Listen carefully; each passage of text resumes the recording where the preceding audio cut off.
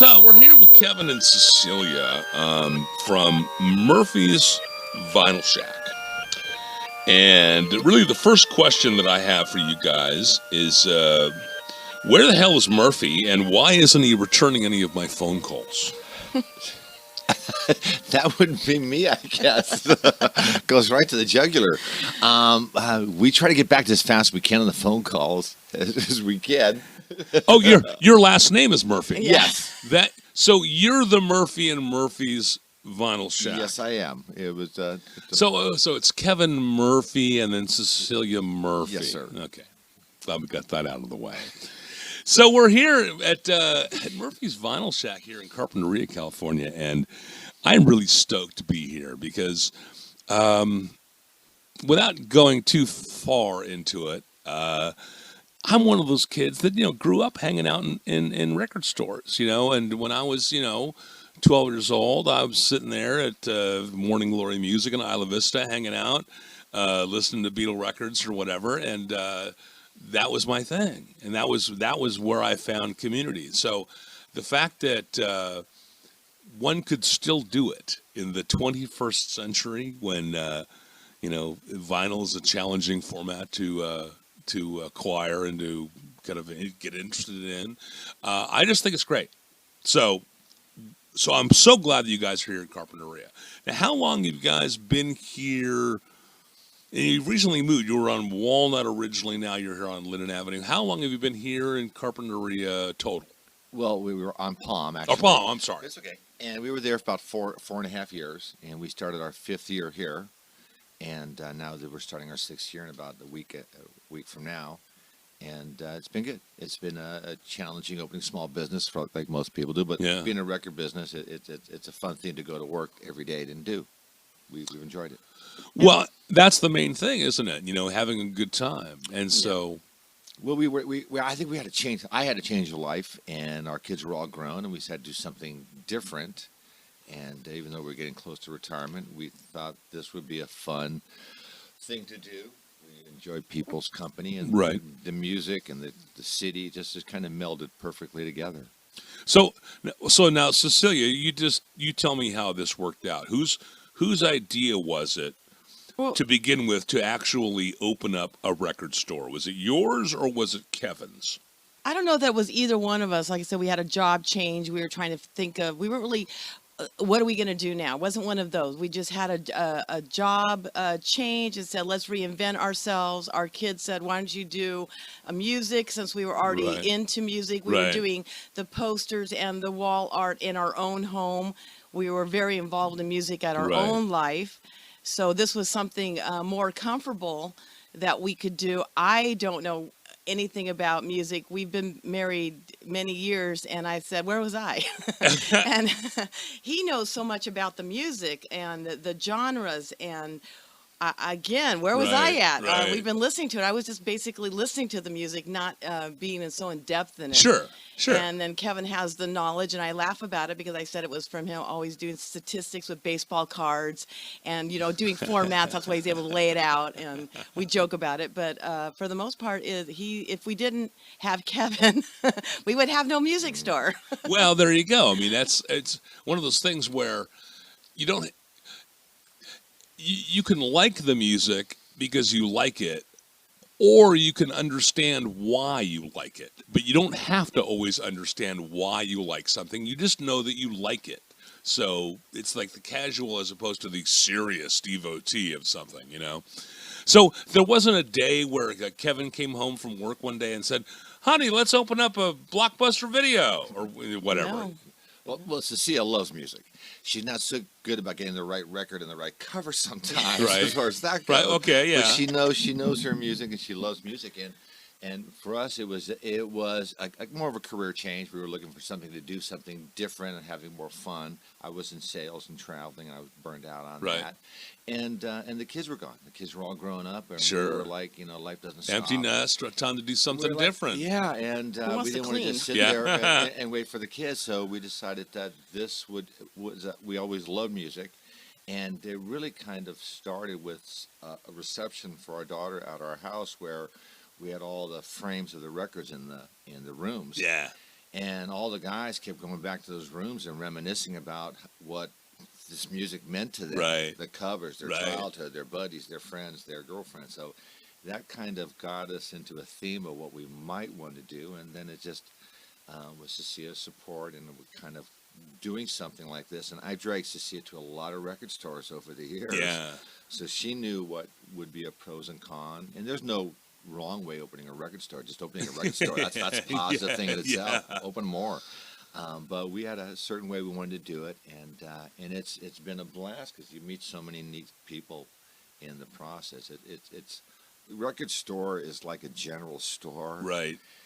Everybody who grew up with them, like you said, at Tower Records or Licorice Pizza, Sure. or even the Zodi's or Gemco in their backyard. That's where they went, and we're kind of reinventing that for the kids. And the baby boomers are kind of come in and reintroduce themselves back into the music. The people who left the music, Right. raising a kid, Right. doing the job thing and all that. Now they're getting it back into it, and it brings us all together. Well, that's a good thing because it actually, I think there's probably, I mean, you would certainly know more than I do, but it seems to me from the outside looking in, there are two basic customers right now in a record store. There are enthusiasts that were enthusiastic about record stores when they were young, and they want to kind of re-experience that. But then there's also this whole other new crowd of these vinyl enthusiasts who are really stoked when they can get something that was issued years ago that's been reissued now, and it's some 180 gram whatever, and they're all into the thing, and they don't remember, they weren't even born when there was a Licorice Pizza or whatever, but they love the format. And I think that there's still a lot of young people realizing that vinyl is a great format, a great sounding format. And so that's what I see as being like the two people that seem to be walking through the front door of a record store. Am I at all close to that at all? You're right on. You're seeing the baby boomer who's readdressing it, or he never left the records. Yeah. They're always kind of questioning, should I get back into this? Because it's you're diving into a rabbit hole to a certain degree when you're getting into the records. Right. But it's the younger kids that are making it happen. They've been familiarized with the music because their parents have been listening to it. Right. They've been listening there, so they know about Right. Zeppelin and Rolling Stones. They go into it deeper than their parents do, and the vinyl offers them the music they would not normally have heard, even downloading or streaming of a song that doesn't get any airplay, Right. but resonates to them. Right. And they kind of come in here, and so we have to stock new stuff, old stuff, but they just want to get a good, clean record, and it sounds good. And I believe records kind of skipped a generation, the whole format. Yeah. So they like that aspect of, the liner notes, the back, all the information the record has to offer. And I don't think they're any different than when we were kids. You saved up enough money from mowing lawns, you got the record, Yep. hung up the store for an hour to pick out that record, came home, locked the door of your bedroom, and off to you were into the record land. So I think they get it. And, Yeah. and I think that this promotes that this is different than a fast food store. Come in, wander around, and enjoy the ambiance or the vibe, or remember the vibe you had when you were a kid of the stuff that brings back those. Well, those sure. friends. I mean, the experience in a record store tends to be you kind of come in and hang out for a while rather than just go in, find the thing you want to buy, purchase this thing, and then leave. I mean, I can remember when I was a kid hanging out, spending hours at Rockpile Records out in Goleta, or even before that, hanging out with Guy Gooden with Space Pirate Radio, which used to be broadcast on KTYD Santa Barbara, and spending hours and hours and hours with him talking about rock and roll, talking about this, talking about that. And that was like a big part of my upbringing. And of course, I didn't realize that now I have the perspective of an adult realizing that I was just some kid probably bugging the hell out of Guy, and he just wished that I would split so he could finish his job. But to me, it was a big deal, Oh, sure. I think I can remember the first time I walked into Licorice Pizza, which was the really first record store I'd gone into, jumping from like the department type store. And I remember just coming into that store, and there was a beautiful blonde girl behind the counter. The smell of strawberry incense permeated the air, and And I couldn't run out to my mom's car and say, "Stay in the car, Mom. I'll walk home." Yeah. And that was a place we hung out. And I was like you. They probably thought, "Is this kid ever going to buy a record?" And but it was just a place you could just wander around and dream about the records Right. or music. So now, what made you think of Carpinteria? Now, you weren't here in Carpinteria before you decided to open the record store, yeah? So you came from somewhere else and came to Carpinteria. And so first of all, where'd you come from, and why did you decide to come to Carpinteria of all places? Well, we had raised our kids and family to just a lonely house, Yeah. and just wanted to keep growing and Right. changing. Right. As we don't want to get Sure. one spot. So Sure. we came up the coast, not too far, Yeah. sold our house, and Yeah. said, I was like, why have we not seen this place for myself before? Kevin had known about it and traveled a lot while I was Right. raising the kids. Right. So I came up here and just fell in love with the town. Just everything about the town. It's cute. There isn't a spot in this town I don't love. And Yeah. and we didn't even know that even when we were up here that we wanted to do a record store. We just started hanging Yeah. out for that year, enjoying everything the town offered, and said whoever's running this town's doing a fabulous job. Wow. Cool. And said I want to be here more often. So we, hunkered down here and just found a little place to stay, and we haven't left. And now we're here, what, 7 years? We're starting our 7th year. We've 7 been in town years? 7 years, and we started the shop like 6 years ago. But it was all of a sudden, it's like the idea came upon us, and we worked on trying to get vinyl wherever we could. Yeah, Yeah. started saving Then- for months. Then we found the location, but it was the ambiance of the town that it had to offer. It was a nice walk around town, and when you open a brick and mortar store, like you said earlier, people are like, "What are you doing?" Yeah. Yeah. Yeah. What, you take the time telling back to the '60s or what? And so we kind of had a plan, and we talked to a lot of different professional people that we weren't crazy of what we were going to do, and the timing was right. And I think that and we've gone through a lot of debacles the last 5-6 years that we all know about, from the pandemic to the fires to everything else, Yeah. tragedy along the way. But the music has been an outlet for a lot of people to come down, clear their mind, listen to some music, go home and turn the news off with some things we Right, can't control. right, And right. I think that's been outlet. But it's been a fun journey for us, and we've gotten so much support from the town that people come in and glad we're here and what we're doing and how we're doing it. So it's been a fun ride.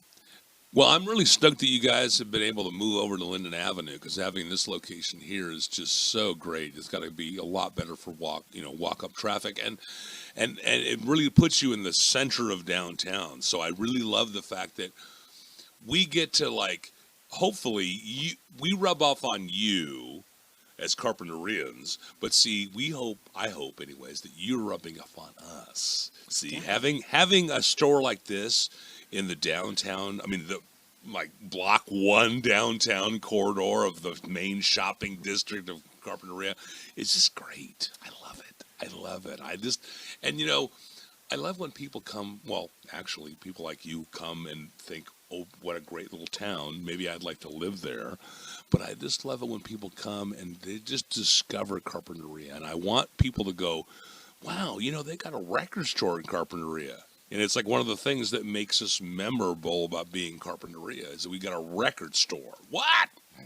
We find so many people that have never been to Carpinteria. They pull off to go get something to eat or whatever, and they stop in town. Not just our shop, but in many of the businesses. Sure. They wander around. They go, "This is such a cute little town. Right. Why haven't I heard about this?" And it's like, well, we're that kind of getaway town, and the coast is so beautiful out here to begin with. Yeah. Yeah. And the atmosphere. And I think that the locals, we're all in this together. The locals get that we need the tourism to support. Some of them get that. That's always tough. But unfortunately, you build roads, people will come. Yeah. And so it's just a fact. But I grew up in all of northern and southern California, going to a lot of beaches, and this is one of the last truly coastal, little quiet beach town there is, and the city forefathers done a good job of Well, retaining that. we really are very fortunate in the kind of a town that we are because we have been overlooked. A lot of people sort of jumped over us and they go from Ventura to Santa Barbara and they never stop in Carpinteria and they're kind of on their way up the coast. And then every once in a while, they'll say, "Oh, I got to go to the bathroom or something." They'll pull over at the side of the road, and go ahead. There's Carpinteria. And then they'll discover this great little town. But most people just go by every day and they don't have any idea of what's happening here in town. And of course, you got to love that. You don't want too many people coming to town. But at the same time, I love Carpinteria and I love telling people about Carpinteria. And you know what? I know it makes me unpopular with some people, but I love the tourists. I love when they come. I love when they spend money. I love when they park in downtown and I can't park there. I have to go somewhere else or whatever. I think having tourists in the kind of town that you live in, I mean, it's so special. You want to live in a town that has tourism because if there's no tourism, your town isn't really attractive enough to invite anybody there, Oh, all the way. And I think that the tourism attracts is really family-orientated tourism. So that kind of keeps it that Andy Griffith Show, Mayberry atmosphere. So you can see the out-of-towners, and we get them from, all over the world that come in here to camp, but even all the world just are on their way back to the airport, and stop in here on the way back to Brazil or whatever to get some blues before they go home. But I think it's the tourism that they love the town, and some of these people have come in camping out here for 30 to 40 years. Yeah. So they feel like somewhat of a local too. And they certainly do. And a lot of those people are members of my little Facebook thingy that I've got going on the group, World Safest Beach. They come back every year, but they want to keep track of what's happening in Carpinteria, so they join the group. But I also meet a lot of those people. I worked the overnight shift at the End of Times Motel number 666 across town, and a lot of people come every year and they talk to me about how much they love Carpinteria. Or I meet a lot of people that have never been here before that have stayed here for the first time and go, "Man, this place is great. Do you live in this town?" And I'm like, "Yeah, I live 1.5 miles away from here. Don't you like it?" And I love it when people come to Carpinteria and just fall in love with it, and then they leave and they never forget about it. That's the nice part. But sometimes they want to keep it a secret also too. Well, yeah. You don't want to tell everybody else, When we first moved out here, we had told people we moved to Carpinteria. They looked at us with disdain, like, you get to live in Carpinteria, and we would live in a box to live up here. That was it. It's so cute. Yeah, it's just one of those nice beach community, and it's a perfect atmosphere. I agree. And the way I always talk to people about being here in the area, whether it's Carpinteria or other surrounding areas, though the most favorite of Carpinteria, I love Carpinteria. I think it's much better than Ventura or Santa Barbara or Montecito or Summerlin, or I wouldn't want to live anywhere else but Carpinteria. But they're right around the corner from us. And I have. I mean, I've lived all over this county. I've lived up in Santa Maria, Lompoc. I've lived in Goleta, Santa Barbara, Summerlin, La Conchita, down in Ventura County, and Carpinteria. I've lived all over. I love Carpinteria the most. It's just awesome. But it's one of those things where people with all the money come here and want to stay here. I mean, and of course that's not Carpinteria, but the fact that like Oprah wants to live 7 miles from here, or Ellen wants to live next door to her, or now we've got the Prince and Princess, we got Harry and Meghan. And then here in Carpinteria, dude, George Lucas has got all the money that there is available in Hollywood, and he's got a place down there in Padaro. And I see him all the time at the Summerlin Beach Cafe. That's George frickin' Lucas, man. Sure. He could go anywhere he wants to, and guess where he wants to live? He wants to live in my little town. Mila Kunis National Picture, sure, they got a place here, no problem. It's like, come on, it's Kevin Costner. Oh, he's been here forever. My God, it's like.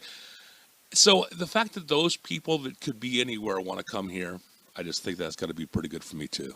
I think it's a town you can escape to, and I feel sorry for those kind of people in the fact that it's hard to have a a private life where you can go to your own home and, Well, yeah. and not be spied upon. Yeah. And I think this is a kind of one of those little towns, and we see that kind of stuff from Montecito and Santa Barbara all the time. So you just take it as Well, that's the it's thing. a nice place to live. Why wouldn't you want to live here? That's the thing. I mean, and I've seen George Lucas down here on Linden Avenue, with his grandkids or whoever they were, and it's just like, hey, George, it's like whatever. It's like it's no big deal. It's no big deal.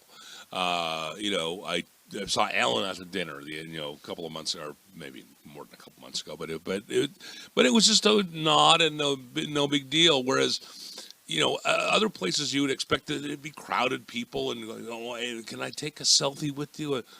None of that. Right. I think it's just kind of a Southern California mode that you've been there. I think that more out of towners would get excited by it, but we've seen people we're pumping gas. Well, there's Michael Keaton. Yeah, that's cool. Yeah. Hey. And go on with our lives. No, we're too cool. We're too cool to geek out on celebrity. Oh, Rob Lowe? Okay, whatever. All right, well, so we've loved on Carpinteria, and we love the fact that you guys are here.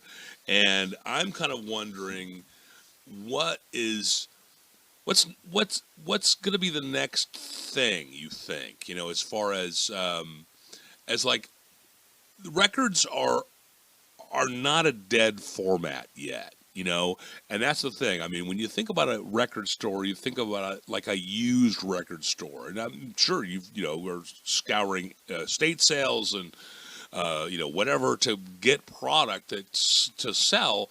But also there's new product coming out, and some of it's reissue of old stuff, but a lot of it's brand new stuff, And so what do you think is kind of next for the next thing for the vinyl business?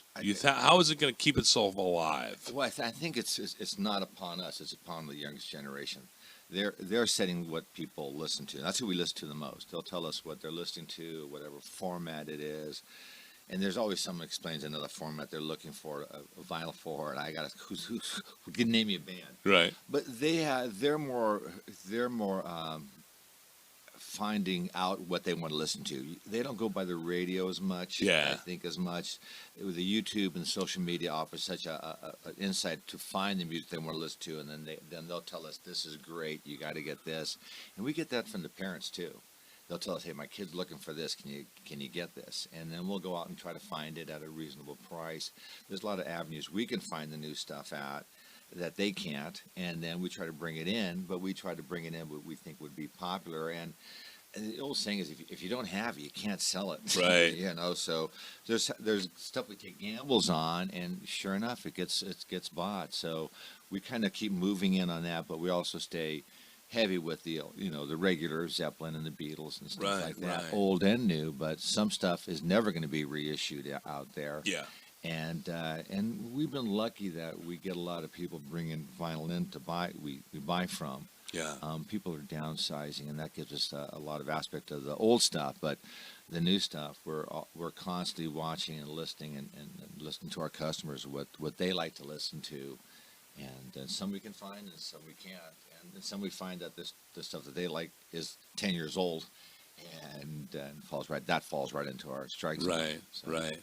And it's aside from vinyl, there's all kinds of formats that are sort of considered dead formats, but they're still they have enthusiasts. Things like 8-tracks or even cassettes, or whatever. And I'm seeing some 8-tracks in the store here, and I think that's really great that you've got 8-tracks that people can check out. Do you have people coming in asking for 8-track tapes? We got people asking for everything but Edison tubes. Wow. I think we have the 78s, we have the 45s, of course, and the 45s. It seems like the people are getting back into the 45s more than ever. And the CDs and the cassettes, we have a ton of. We got a lot of cassettes of both of those, and even someone brought in a bunch of 8-tracks and. There are people that have 8-track players at home that refuse to go with the times. Yeah. But you also get a lot of guys with muscle cars, and that's going to be an 8-track in there. Now they're going to be limited to about 74 with their music taste. Right. But there's other ways they can put it in there too. Right. But it offers aspect of dialogue, communication. When people come in, they see something they haven't seen for years, and they go, "Oh my God, they got 8-tracks." Right, And, right. and Which is great, you know. yeah. And you talk about, we were talking about earlier about using albums as artwork on the walls, you know, and it's like things like 8 tracks or other things just are art. Even if you're not listening to them, they just look they look cool. Come on, you know. Cecilia sold 3 vinyl arts yesterday. It was Donovan, Pink Floyd, and I can't remember the other one. Oh, Neil Young. So Right. people, the covers of the albums are artistry in itself, Right. and one was for his name, and one was for just he liked that cover and he loved Neil Young, Yeah. and so people have a tendency to put that around them because it gives them a good feeling. Right. You Right. know, And so I got to say that I hope that whoever invented the 12-inch frame for albums, I hope they got a patent or whatever on that and got paid, because that's just genius. That's just genius, because there's so many albums that are out there. No one's playing them, or I shouldn't say no one, but people aren't playing them. You know, they're just sitting in the back of a closet somewhere or whatever, but they're beautiful. oh yeah, And the thing is that we kind of took us a minute to realize what we had lost, I think, because when CDs came out, they just kind of miniaturized it. I mean, it was kind of funny. I was watching it go from, from albums down to CDs, down to little mini discs, and things like that. And then finally, it's just a little 1-inch thumbnail on Spotify or whatever. And the whole experience of the visual, the albums were they were beautiful. you bet, you bet. And it took us a minute to realize, wait a minute, something's missing here. And then we started pulling the albums out of the closet again. And even if we weren't playing the records, we were hanging them up on the walls now. Yeah. And I just think that's great. I think that's a great use of records. I mean, it's a shame if they don't get played, but you know what? If they're not being played, it's better that they don't wind up in a landfill somewhere. Yeah. So let's just enjoy them for the art they are. Well, I think that's also with the records. I find a lot of people, when they're downsizing or they've inherited a loved one's records, Yeah. it's important to them that they get played forward. Yeah. This is an important part of it. They don't have the heart to drop it off at a thrift store, which is a good place to drop them off too. But they want to make sure they go into the right hands of people who would enjoy them as enjoy much it, as exactly. their brother did or their father did, and there's always someone looking for that kind of music, any kind of music. It kind of unites us, but Right. it's kind of neat that they want to make sure that it gets played forward. Because they loved it, and they're moving on from it. So This is history as well. There's so much history Sure. in music that no one really taps into. I mean, we hear about the new stuff, the medium stuff, and then the stuff that's so much we don't even hear about it. It had started there, and they're pulling that forward in different venues of different music. I hear it all the time when we're listening to sampling some. and Yeah, they're picking up some other person's beginning of a riff Sure. or the ending, and then we're tapping into it with the new music, and we're like, oh, I've heard that before somewhere. You might try to search it out. Right. And certainly that's been the evolution of music for as long as music has existed, I'm sure, as far maybe not existed, but as popular music has existed. The new popular music is informed by the old popular music, and even when it wasn't a situation of like sampling or whatever, where you're digitally sampling something, you were still listening to something, internalizing it, writing something that was somehow influenced by it, and then you can track that progression as you listen to the music and follow it through the years and the decades. You can see how it changed. Music changed from Elvis to the Beatles to Led Zeppelin to Devo, or you can watch the progression, and it's fascinating. It's very kind of like I don't know, sociological. well, I think you see them taking all these different formats and creating a new format all the time Yeah. with music. They're saying, I'm taking this, this, and this, and I'm going to do this. And all of a sudden we go, hey, I dig that. I like that sound because it offers me something else different. Right. I think with music, we're always constantly learning. Someone out there's creating a sound or something that, we weren't ready for or heard.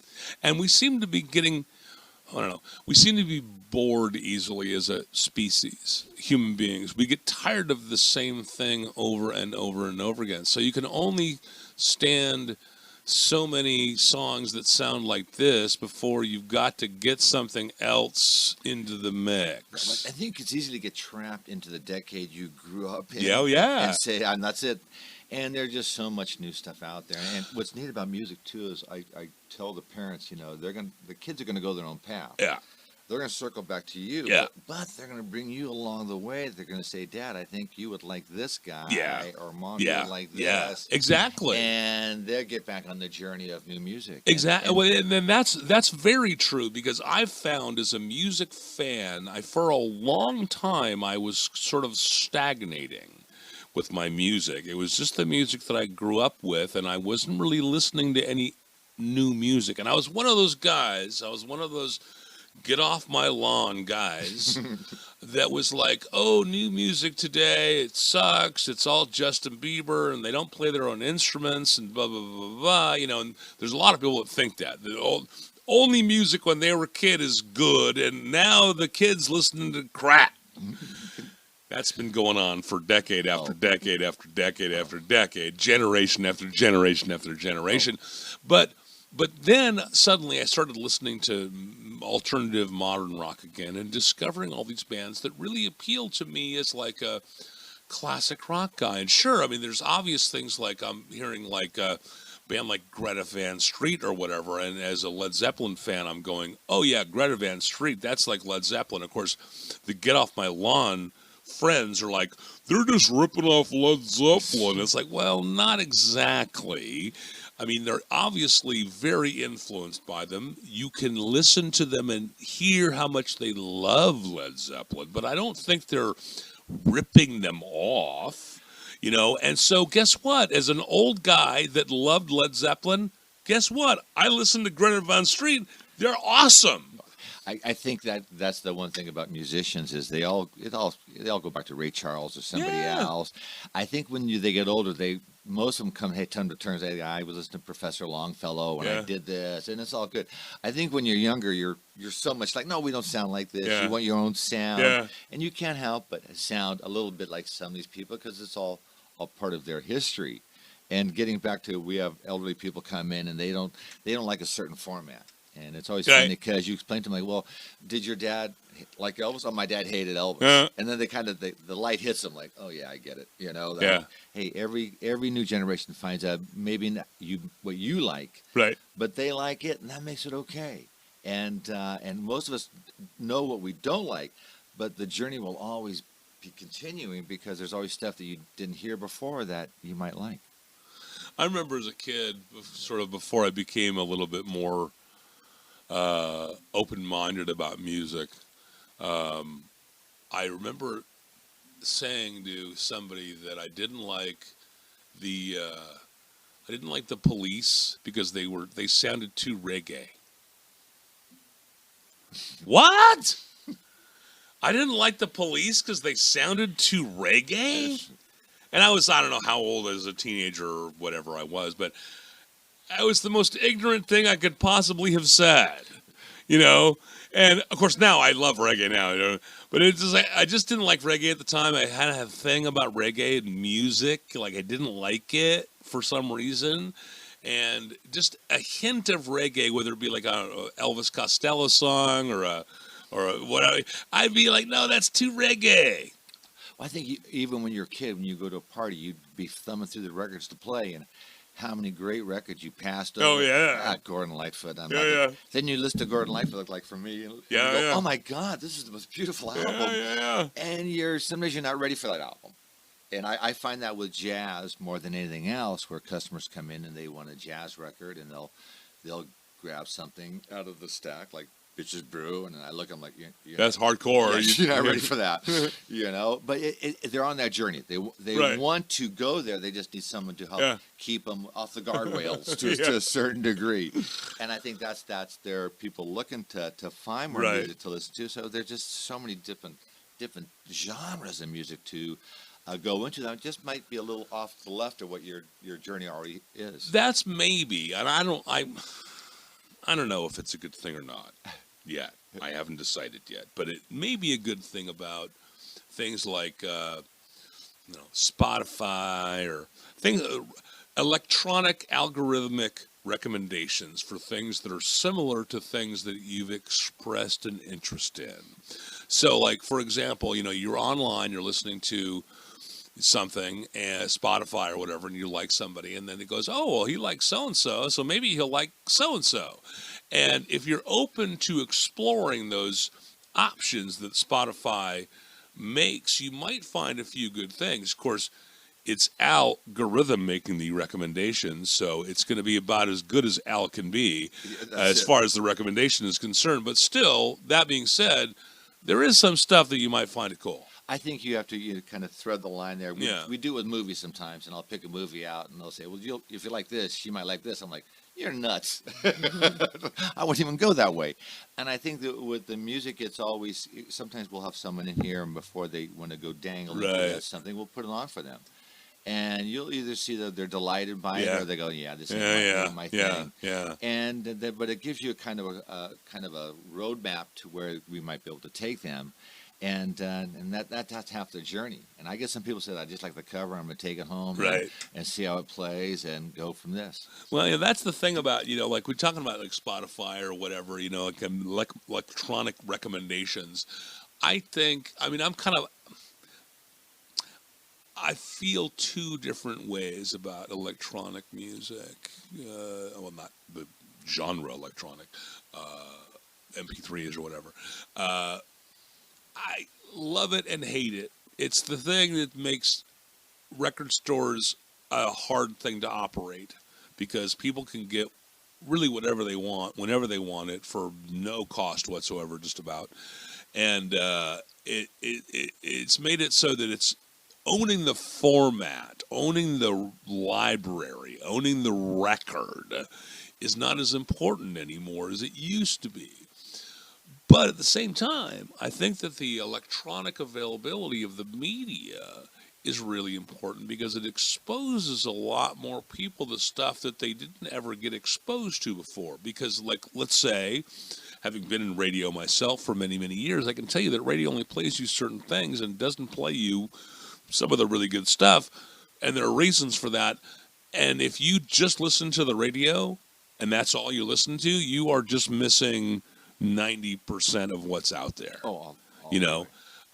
And so there are a lot of people, I think, that just need to be exposed to what's happening to kind of get enthusiastic about it, And so I think that things like Spotify are cool, but also are scary.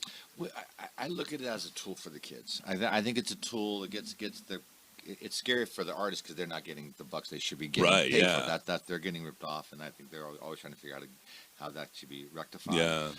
For the listener, before the kid jumps into an album, especially record, I'm going on the record aspect of it, it gives them a tool to say if I might like another song by this person before. Because many times we were younger, we'd buy that one record for that one song, and that was that one song. Yeah. That was it. We're like, oh no. And then that's all we had. That was hers. I know. I've got a few of those records. And so that gives them that. And I think that the younger generation, it's like my dad, they're much more inventive of how to find this information.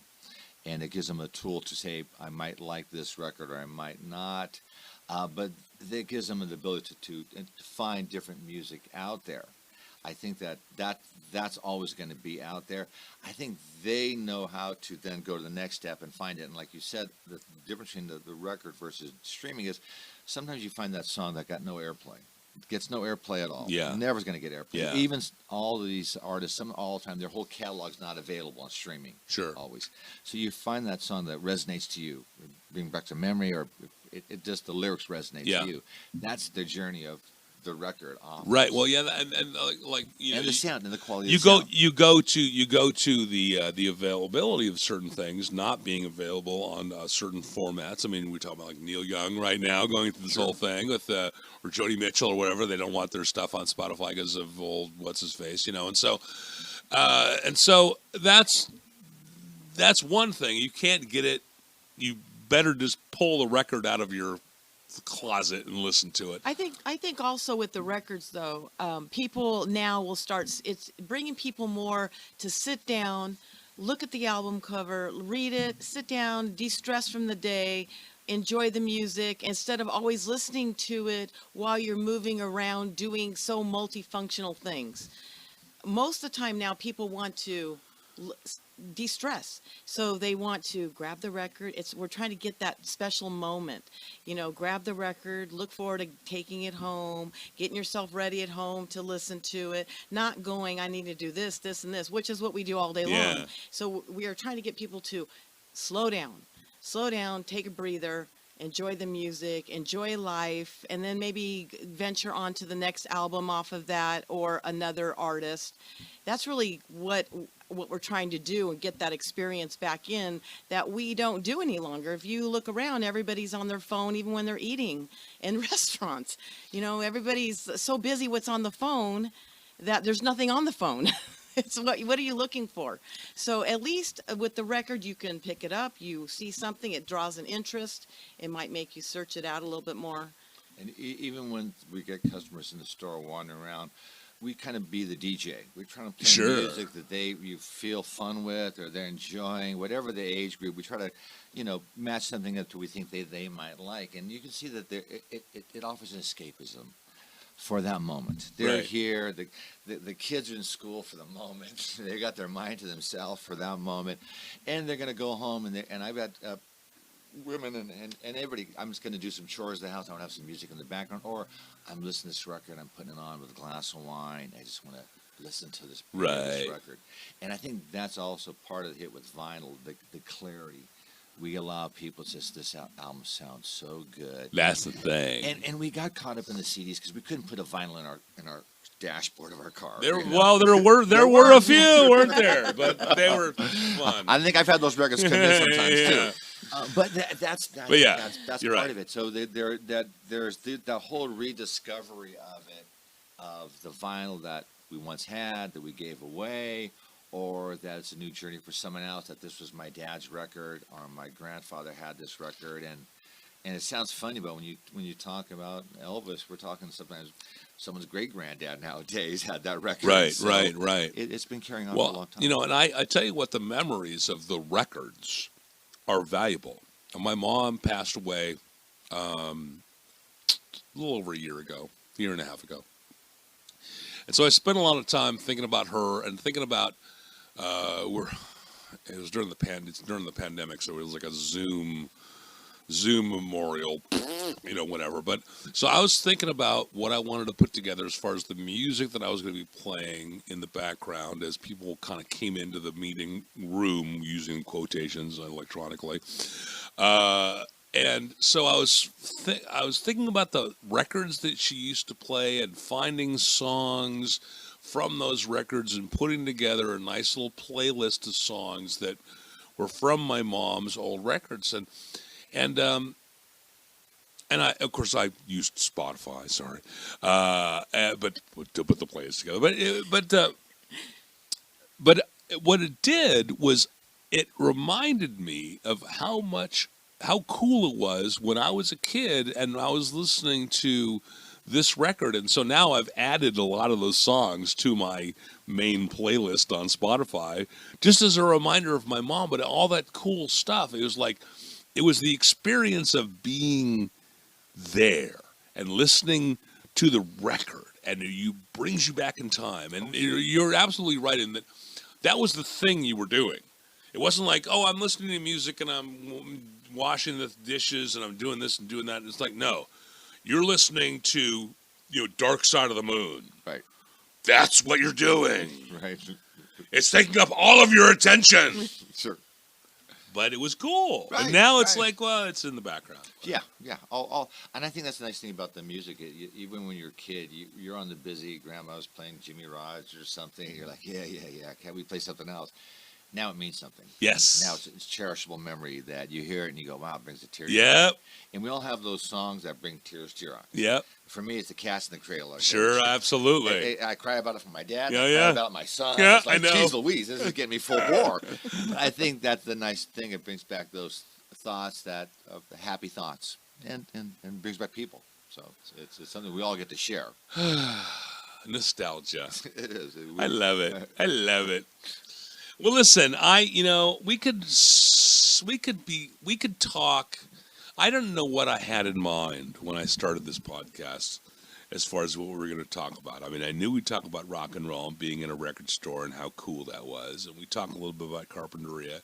And that was kind of, I wasn't sure where we were going to go from there. And I figured we would probably talk about all kinds of like more stuff. And instead, those two subjects have eaten up, I don't know, more than 45 minutes or so. Cool. And I love that. I love the fact that we can just talk about rock and roll and we can talk about it all day. But I'm sure that that's what we do. I'm sure the public only has limited patience for that sort of thing. So I tell you what, let's call it a podcast and move on with our lives, shall we? Well, before we wrap up though, I want to think of what other kind of business I have. Oh yeah, hey, listen, we're on Spotify. Check it out. I know that you're listening to the podcast, and you're probably hearing it on either Dennis Mitchell's Carpinteria Valley Radio, or you're happy checking it out on YouTube because you just happened to cross it rather randomly. But now we're on Spotify and soon to be on all other platforms. So there you go. And that's it. I don't have anything scheduled. I'd tell you what's going to be on the next episode, like a radio guy, but I have no fucking idea. Well, thank you so much. So listen, thanks for having me in the cool record store. And I got to tell you, actually, I thought I was done. I'm not quite done. It made me laugh because I came in here, I don't know, a week or two ago, and was talking to Cecilia about some rock and roll or whatever I was doing, and I didn't come in to specifically ask you guys if you wanted to do my silly little podcast. But after we talked for a few minutes, I realized, well, you're a very interesting person, and you would be a really interesting guest on my podcast, Cecilia. So I thought, well, hey, we want to do my podcast. Well, and my husband Kevin is the one that's going to talk. But yeah, okay. But I didn't come in specifically to book you on the show, but I did because rather accidentally. And then I went up to Dennis Mitchell's house, and he said, "Oh yeah, I just talked to them." I'm like, "Of course you talked to them because we're both rock and roll radio guys." And what are we going to do in Carpinteria? We're going to hang out at the record store. And so, of course, both of us want to talk to the rock and roll record people on our podcast. And I love Dennis, and I'm sure that his episode with you guys is awesome, and I encourage everyone to check it out. Hopefully we talked about some stuff to keep you tuned, But I just think the fact that we got this little town, we're rock and roll people. Of course, we're attracted to the same people. So I just wanted to point that out for anybody who's wondering, what is the redundancy here? Why are we only talking to the rock and roll people on the Carpinteria Valley radio show or whatever, Sorry about that, folks. We'll mix it up a little bit. But I have a feeling Dennis and we've already talked about people we want on the shows. A lot of them are the same. We'll work it out. Anyways, in the meantime, you guys were fabulous, and you were very entertaining, regardless of whether this was the first or second time around the block, okay? Well, we always have Murphy's Law on our side, and I always go, I should have hyphenated my name, or maybe only get half of that bad luck sometimes. But this has been a pleasure, and we find ourselves very fortunate, and thank you for coming in and looking at us that way, too. All right. So. Well, that's actually a good way to end the show. So with that, I guess we're done.